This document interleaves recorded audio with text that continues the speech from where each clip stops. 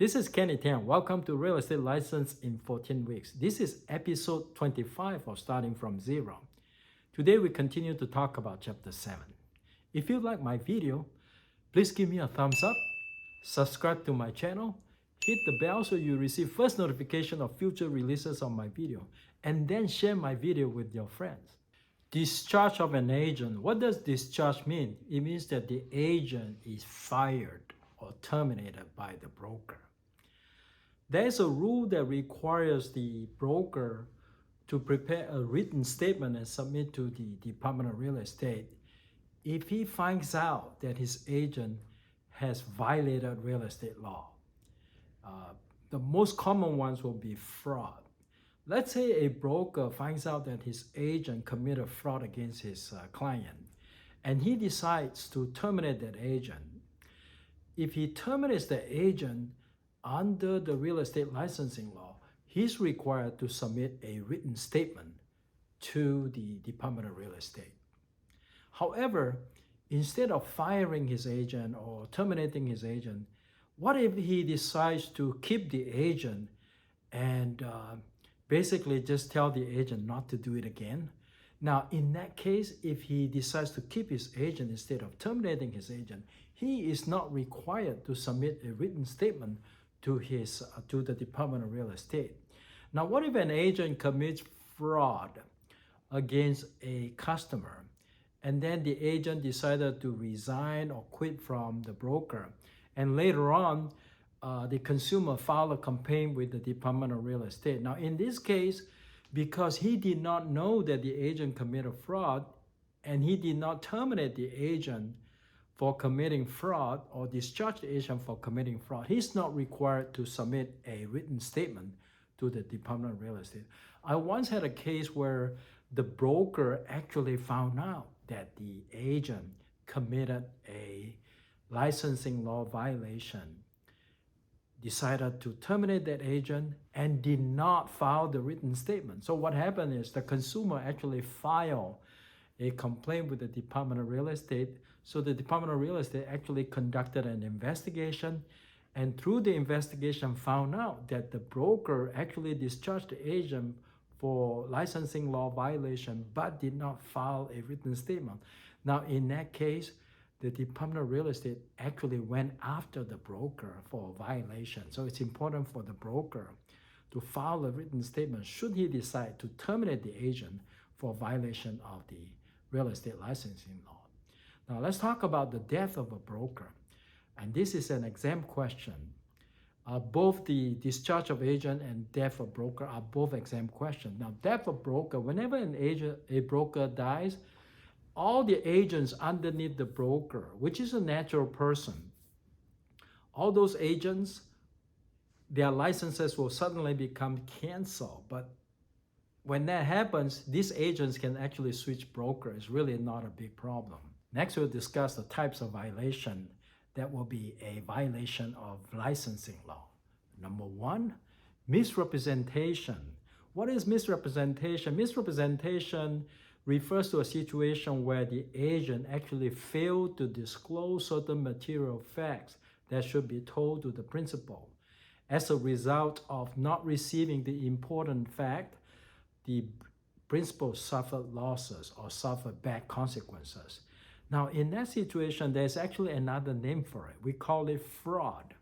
So if there are material facts in a transaction, such as, for example, the house has termite problem, and the agent knew about it, but decided not to disclose it to the principal, that will be fraud, because a termite problem in a house that the principal is selling or buying will be considered to be material fact. Another material fact might be things like death on the property. In California, if somebody dies on the property within the last 3 years, an agent, if they know about the fact, they have to disclose to their principals. Any sort of material fact, the word material actually means important facts. Next is called divided agency. Divided agency refers to a situation where an agent actually represented more than one party without telling the principal. Now, say for example, an agent represented the buyer and the seller, and fail to make the disclosure of the dual representation. Or sometimes it could refer to a situation where an agent represents more than one person on the buyer side or more than one person on the seller side. Whenever an agent has a divided agency, which means that the agent's loyalty is divided, an agent has to disclose to the principal and then get the written consent from the principal to represent more than one party. Frequently tested in the exam will be what will be the consequence of not disclosing a divided agency. The biggest consequence, of course, is the loss of commission. Well, actually, the loss of commission is the second biggest consequence. The biggest consequence is that the Department of Real Estate can actually come after you. They can actually investigate you for not disclosing the fact that you represented more than one party. But it's frequently tested in the exam that if you represent more than one party and you don't make the disclosure and you don't get the written consent from the principals, you can lose your commission. Number 3, commingling. What is commingling? Commingling is just the mixing of the principal's money with the broker's own money. Let's say, for example, in a rental situation, if you are a broker, you manage a certain property for your client who is a landlord for the property, and you receive rent from the tenant. Instead of depositing the rent money into a trust account, you deposit into your own account and mix your own money with the principal's money. We call that commingling. That is not to be confused with conversion or misappropriation. What is conversion and what is misappropriation? Before we start talking about conversion and misappropriation, let's talk about the policy reason why the law does not allow an agent to mix their own money with the principal's money. Morally, mixing your own money with the principal's money does not mean that you're stealing their money. So why is the law concerned about not letting an agent mix their money with the principal's money? The biggest issue is that they think that by allowing you to commingle, it will actually lead to conversion, or you're more likely to convert or misappropriate the principal's money. What does conversion or misappropriation mean? It means you are actually spending your principal's money as opposed to your own money. So conversion is actually a more serious problem. If you commingle, most likely you get suspension. But if you convert, most likely you get a revocation. Your license will be revoked. For exam purposes, know what conversion means and know what commingling means. Number 4, definite termination date. If you sign an exclusive listing with a seller, the law requires that you put in an expiration date on an exclusive listing. So what's the point about putting an expiration date on an exclusive listing? The point is that if a seller signs an exclusive listing with you, the seller can't go out and sign another listing, sign with a different agent, because you have the exclusivity on the sale of his house.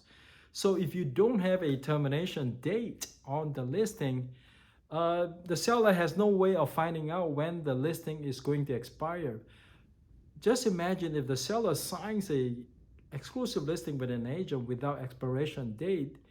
What that means is, if the agent is not competent and not able to get the property sold, the seller might be stuck with the agent for a long time, and then there might be a serious problem about going to lawsuit about when the listing actually will expire. So the law actually is intended to protect the principal. Next, secret profit. Secret profit often involves a dummy buyer. What is a dummy buyer? A dummy buyer is not a true buyer. This is just a buyer that works with the agent so that the agent can make a profit from the transaction without the seller knowing it or without the principal knowing it. I'll give you a scenario. Let's say an agent has a listing and he listed the property at $600,000. somehow the property value is about $650,000. Somehow he's able to persuade the seller that the property is actually only worth $600,000. So if he buys it, he could potentially make a $50,000 profit if he resells it at $650,000. So what he did was, that's it, the agent got the help from a relative like an aunt. So the agent worked with the aunt. The aunt will be the dummy buyer. So the aunt will submit the offer, but actually the money that the aunt used to buy the property will come from the agent. So the agent give the money to the aunt, and aunt submits the offer for $600,000, and then the agent then opens up an escrow, or perhaps the aunt might open up an escrow. It doesn't matter. So the aunt gets it for $600,000. If the aunt gets it for $600,000 and the aunt is a dummy buyer, all that means is the agent is the one that is going to benefit from it, because the agent is the true buyer. The aunt is just a dummy buyer. So the agent will actually make $50,000 by reselling to a different buyer. So the agent can actually open up an escrow with another buyer, while the aunt opens up the escrow with the seller. So there are two escrow. So essentially, it is possible that the agent doesn't even have to come from the come up with his own money, because he's going to get the buyer's money for $650,000, and of the $650,000, he will use that $600,000 toward the purchase of his seller's property. So in the process, he could make $50,000. So that's how we call that double escrow. In other words, double escrow means two escrow going on concurrently, because the profit is done without the consent of the seller. We call that the secret profit. Another scenario of a secret profit, let's say, for example, I'm the listing agent, and a buyer approaches me and say, well, try your best to get me the property. If you get the property for me, I'll pay you $10,000. And the agent says, okay. And then after the escrow closes, the buyer pays the agent $10,000, but the seller didn't know that the buyer pays the broker $10,000, because the seller didn't know that $10,000 is a secret profit. If the seller, for whatever reason, found out that the agent received this secret profit, the agent would have to give the $10,000 to the seller. Next, listing with an option. Sometimes we hear it on the radio or we read it on newspaper. An agent might make an advertisement like, list your property with me. If I can't sell your property, I will buy it from you. Okay, this kind of a situation. So that is what we call listing with option.